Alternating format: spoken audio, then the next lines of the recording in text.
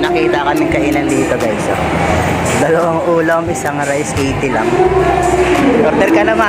Dalawang ulam talaga yan, te. Oo, dalawang karne. Pangatlo yung gulay.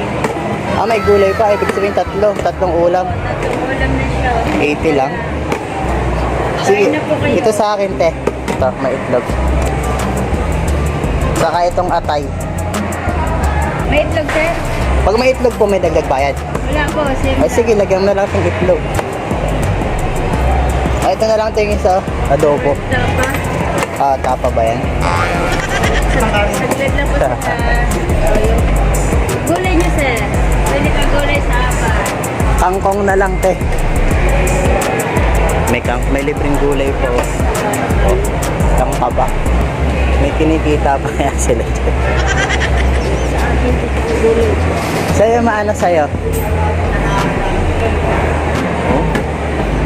Talaga? Sa akin, tas yun sa nanay ko. Ang galing. 190 po lang. Ang mura naman ang ulam niyo, te. May kinikita pa ba kayo dyan, te? Anong prime pwesto? Saan tayo, ma? Dito tayo. Ang mura, no?